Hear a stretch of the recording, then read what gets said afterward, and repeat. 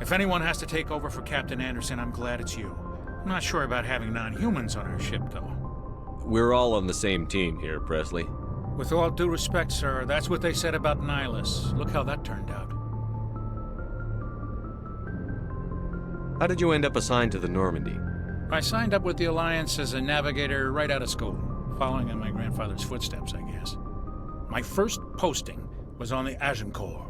We were at Elysium during the Skillian Blitz.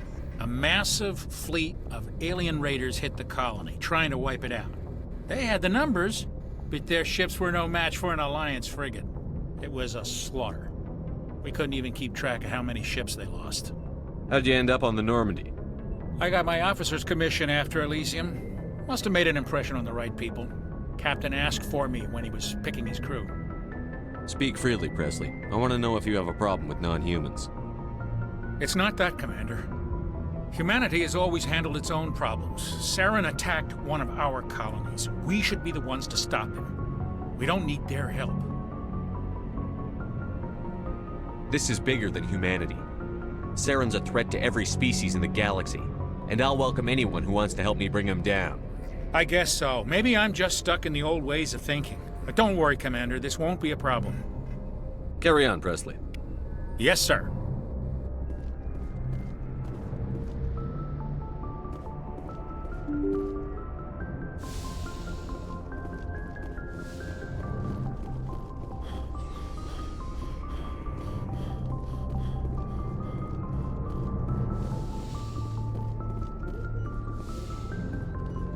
Yes, Commander? Is there something you need? How did you end up serving on an Alliance ship? I enlisted right out of med school. Earth always seemed boring to me. Too safe, too secure. I figured the colonies were teeming with exotic adventure. I wanted to travel the stars, tending the wounds of tough soldiers with piercing eyes and sensitive souls. Turns out military life isn't quite as romantic as I'd imagined. But humanity needs the Alliance if we want to keep expanding through the Traverse, and the Alliance always needs good doctors. So I stayed on to do my part. Ever think you made the wrong choice? Sometimes I think about opening a private practice back on Earth, or maybe taking a position at one of the new med centers out in the colonies. But there's something special about working on soldiers. If I left the Alliance now, I'd feel like I was abandoning them. How well do you know the Lieutenant? I'd never worked with him before this mission, but he has an impressive service record, over a dozen special commendations. Tends to keep to himself, though. Maybe because of the headaches. It's not easy being an L2. What does that have to do with it? Well, most biotics now use the L3 implants. Lieutenant Alenko was wired with the old L2 configuration. Sometimes there are complications. What kind of complications? Severe mental disabilities, insanity, crippling physical pain. There's a long list of horrific side effects. Caden's lucky. He just gets migraines. I should go. Goodbye, Commander.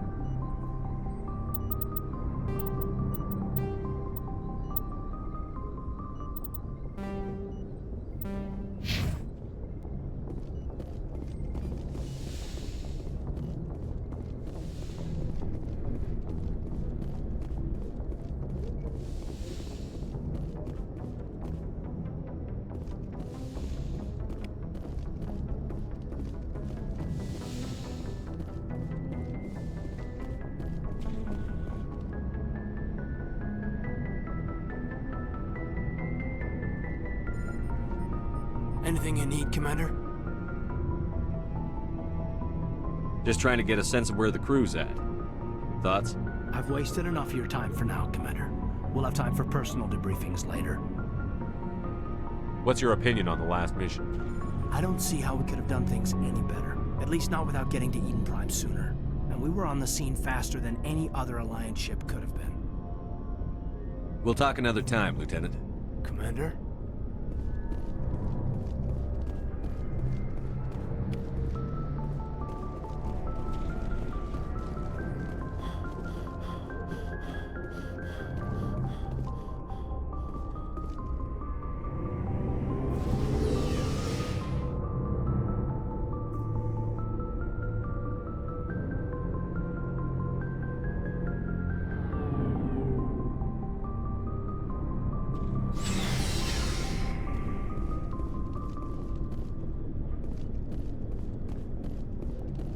Thanks for bringing me on board, Commander.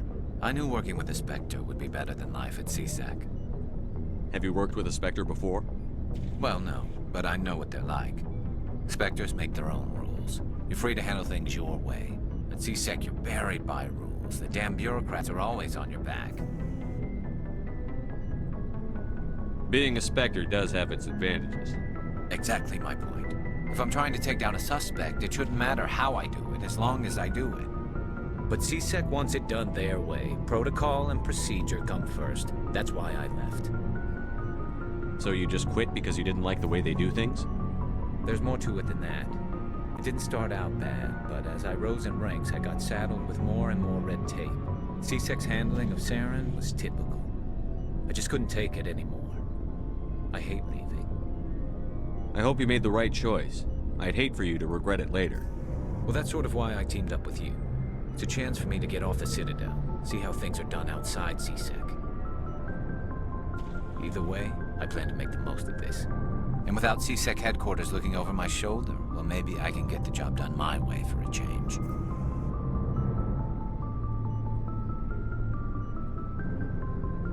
If getting the job done means endangering innocent people, then no. We get the job done right, not fast. Got it? I wasn't trying to. I understand, Commander.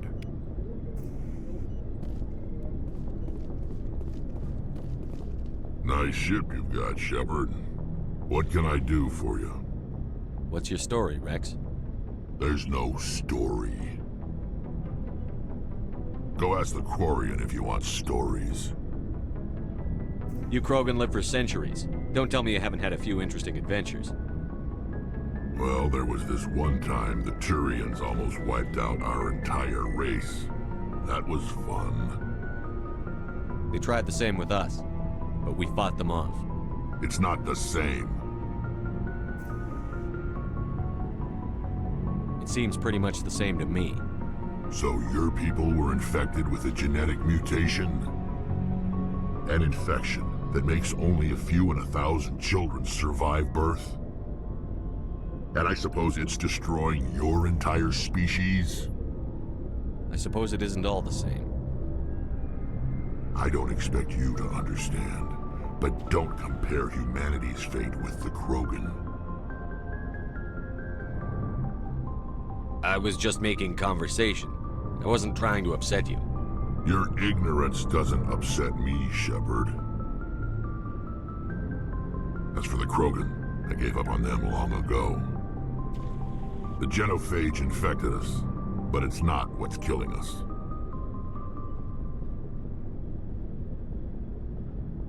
What can you tell me about the genophage? Ask the Solarians if you want details. They made it. All I know, it makes breeding nearly impossible. Thousands die in stillbirth, and most never get that far. Every Krogan is infected, every one. And no one's rushing to find a cure. Why don't the Krogan try to find a cure? When was the last time you saw a Krogan scientist? You ask a Krogan, would he rather find a cure for the genophage or fight for credits?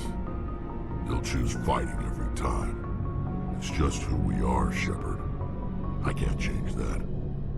Nobody can. Are your people really dying?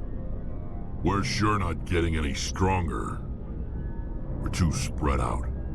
None of us are interested in staying in our own system. Lots of species have left their homes and prospered. But they go to colonize new worlds. We're not settlers. We're warriors. We want to fight. So we leave. Hire ourselves out. And most of us never go back. So long, Rex. Shepard.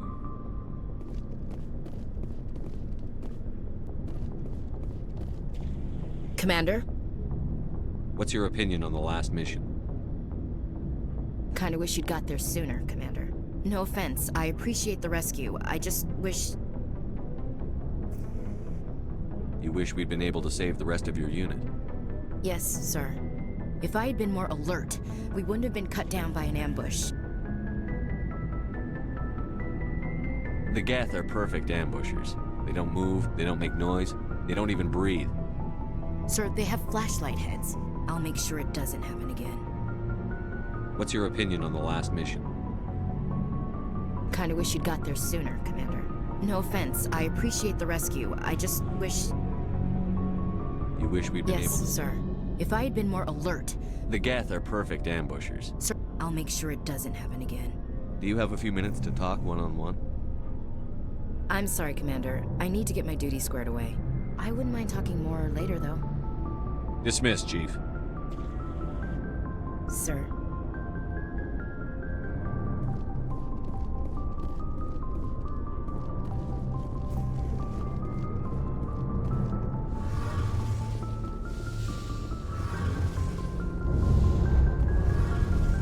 Hey, Commander, you know that Quarian, Tally?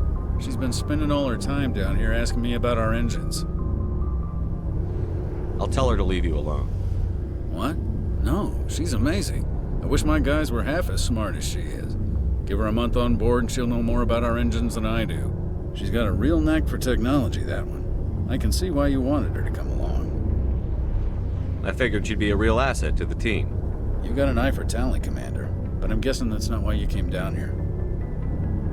Fill me in on the IES stealth systems. How does it work exactly? You can't hide a ship out in space. They emit too much heat and radiation, too easy for sensors to pick them up, unless you find a way to capture those emissions. So our stealth systems trap the energy we give off in storage sinks built into the ship itself. No emissions to give away our location. Eventually the sinks have to be vented. More than a few hours silent running and they overheat. Cook us inside our own hull. There's no way for anyone to detect us? A visual scan can still pick us up. Anyone looking out a window can see us plain as day. But you have to be pretty close to get an actual visual out in space.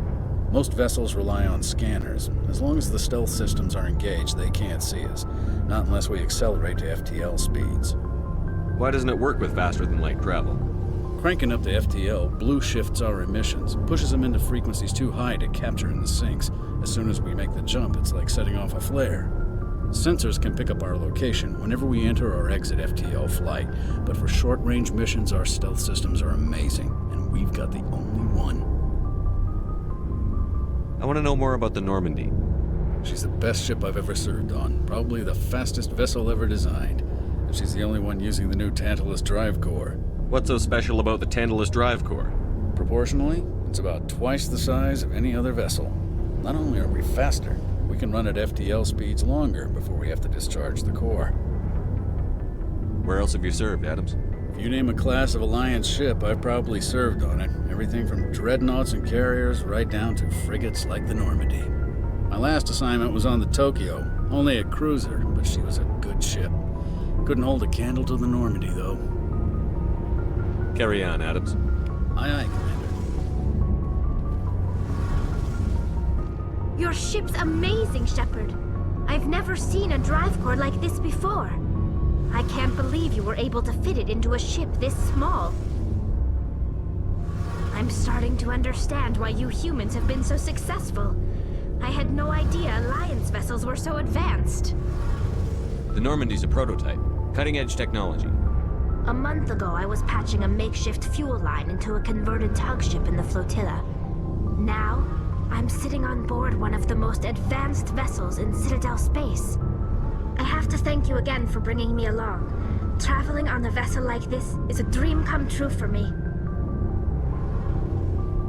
I had no idea you found ship technology so interesting. It comes with being a Quarian. The migrant fleet is the key to the survival of my people. Ships are our most valuable resource. But we don't have anything like this. We make do with cast-offs and second-hand equipment. We just try to keep them running for as long as we can. Some of the fleet's larger vessels date all the way back to our original flight from the Geth. I can't believe your fleet's still using ships that are 3 centuries old. They're constantly being repaired, modified, and refitted. They aren't pretty, but they work. Mostly.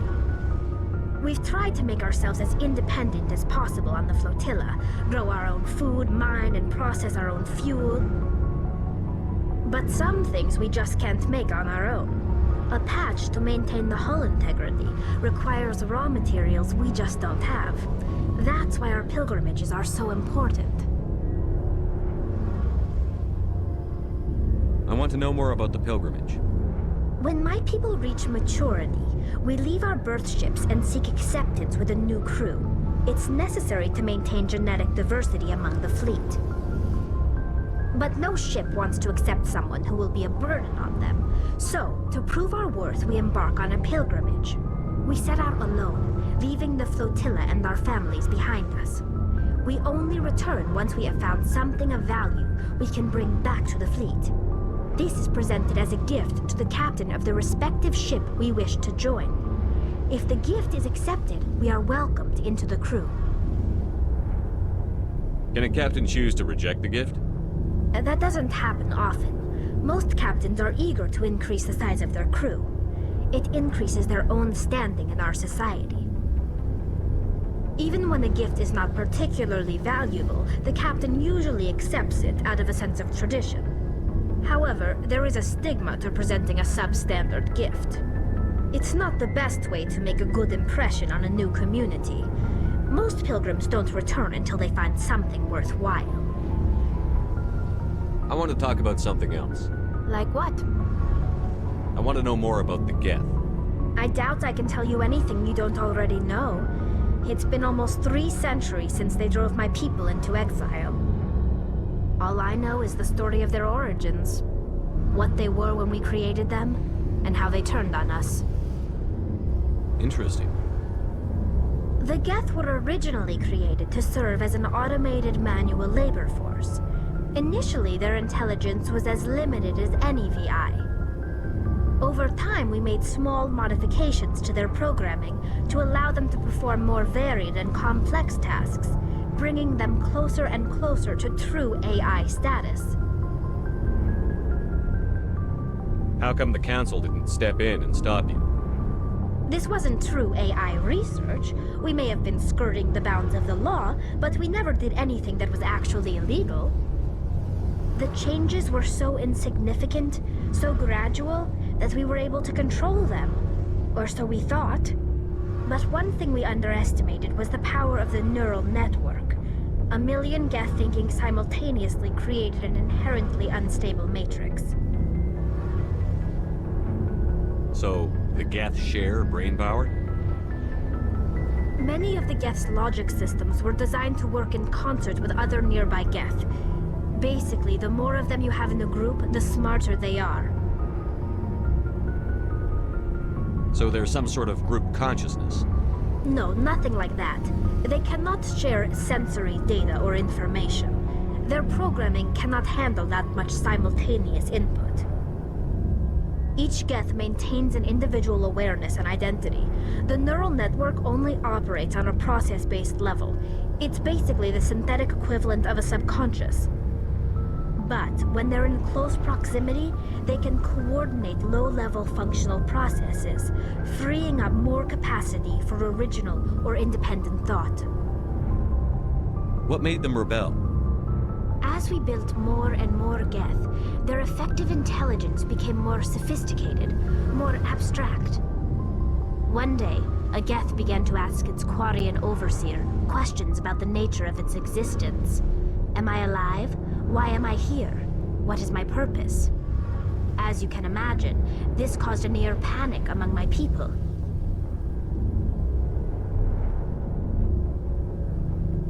What did you do? It was inevitable the newly sentient Geth would rebel against their situation.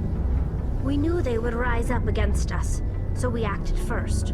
A general order went out across all Quarian-controlled systems to permanently deactivate all Geth. The Geth responded to this order violently. You can't blame them for fighting for their survival. We had no other choice. The Geth were already on the verge of revolution. By acting quickly, we had a chance to end the war before it began. The hope was that most of the Geth would still be little more than machines, incapable of organized resistance. But they had progressed much further than anyone anticipated. The war was long and bloody.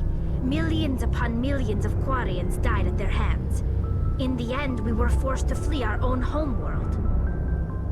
We feared the Geth would pursue us, but they never came beyond the Veil. Now we drift through space, exile, searching for a way to reclaim what was once ours.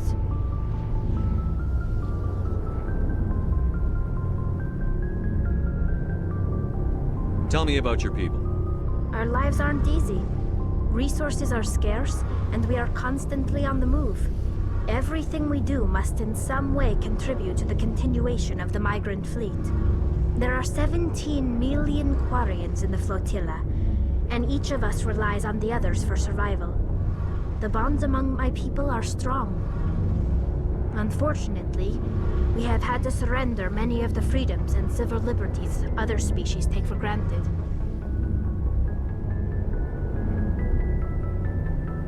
What kind of freedoms? Well, it's illegal for parents to have more than one child. If our population grows too much, it would strain our resources to their breaking point. Of course, we also can't allow our numbers to become too few. If our population is in decline, the rule against single births is temporarily repealed. In extreme cases of population decline, incentives are even offered to encourage multiple births, though the Conclave hasn't had to take such measures in nearly a century.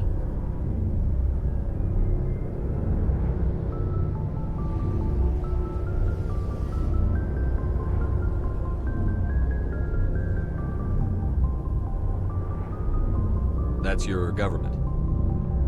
The Conclave is our civilian branch of government. Each ship can elect a representative to serve on the Conclave and make decisions that affect the fleet as a whole. On matters that affect an individual ship, however, the captain has the final say. It's a tradition that dates back to the early days, when the fleet was governed by martial law. Fortunately, most captains nowadays are smart enough to have an elected council from their crew to give them advice and guidance. So the ultimate power rests with elected officials. In practice, the Conclave and the respective council for each ship tend to set the rules that govern our daily lives. But in theory, we are still under military jurisdiction. The 5 top-ranking military officials in the fleet serve on the Admiralty Board. These 5 have the power to overrule any decision by the Conclave in case of emergency. To do so requires unanimous agreement among the Admiralty, and they can only do this once. After that, the entire board must resign their posts. It's a safeguard that served us well. In nearly 3 centuries, the Admiralty Board has only overruled the Conclave 4 times.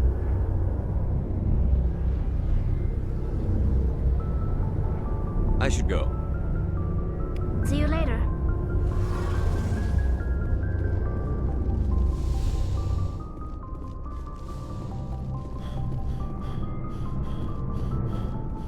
Hey, Commander. Looking for some extra supplies before you head out? What have you got? Whatever you want. Armor, weapons, mods. It's not standard Alliance issue, but that's not necessarily a bad thing. Well, as long as you don't mind paying for it. Why should I pay you for my weapons and armor? My stuff doesn't come from the Alliance. I have to purchase it myself, and it's not cheap. Hell, the licenses alone have set me back more than I'd like. But no licenses, no goods. Without the goods, I'm out of a job. Let's see what you've got. You bet, Commander.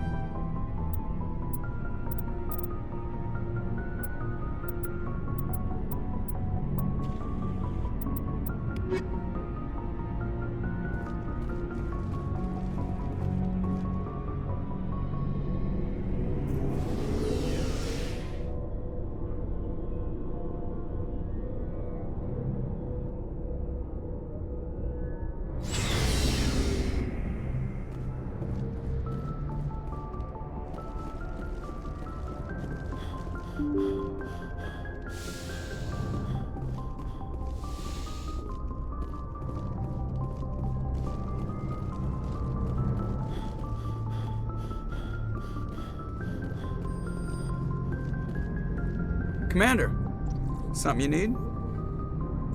How's the Normandy performing? Is she everything they said she'd be? She's the best ship in the fleet, if you've got a pilot who knows how to handle her. Balance isn't what you'd expect. Takes a while to get used to that oversized drive core we got stuffed in the back, and her power can sneak up on you if you're not careful. The Normandy's probably too much ship for your average Alliance pilot, Commander. Lucky for you, I'm anything but average. I like to know my crew. Mind if I ask you a few questions? I can see where this is going. You did a background check on me, didn't you? Well, I'll tell you the same thing I told the captain. You want me as your pilot. I'm not good. I'm not even great. I am the best damn helmsman in the Alliance fleet. Top of my class in flight school, I earned that. All those commendations in my file, I earned every single one. Those weren't given to me as charity for my disease. What are you talking about? Are you sick? You mean you didn't know? Oh, crap. Okay, I've got Vrolik syndrome, brittle bone disease. The bones in my legs never develop properly. They're basically hollow, too much force and they'll shatter. Even with crutches and my leg braces, it's hard to get around. One wrong step and crack! It's very dramatic, but I've learned to manage my condition, Commander. Put the Normandy in my hands and I'll make her dance for you. Just don't ask me to get up and dance unless, you like the sound of snapping shin bones. I need to know more about this Vrolik syndrome if I'm putting my ship in your hands. Yeah, of course you do. It's an extremely rare condition. Nobody knows exactly what causes it. Genetic, maybe. It's treatable, but there's no cure. They classify my case as moderate to severe. I was born with over a dozen fractures, hip, thighs, ankles. My bones were already breaking in the womb. 100 years ago, I wouldn't have survived past my first year. Lucky for me, modern medical science has turned me into a productive member of society. You're not gonna break a bone trying to fly the ship, are you? I don't fly with my feet, Commander, so I'm fine as long as I'm in this chair. I gotta be real careful when I get up to take a piss, though. I can do my job as well as anyone on the ship. Better, actually. So don't worry about it. I'm not trying to make you uncomfortable. Let's talk about something else. Whatever you want, Commander. Why does everyone call you Joker? It's a lot shorter than saying Alliance Flight Lieutenant Jeff Moreau. Plus, I love to make little children laugh. I was just thinking how much you remind me of Santa Claus. Look, I didn't pick the name. One of the instructors in flight school used to bug me about never smiling. She started calling me Joker, and it stuck. Why didn't you ever smile? Hey, I worked my ass off in flight school, Commander. The world's not gonna hand you anything if you go around grinning like an idiot.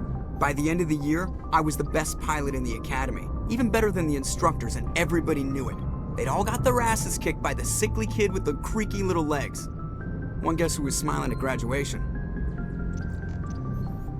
I have to go. All right, see ya.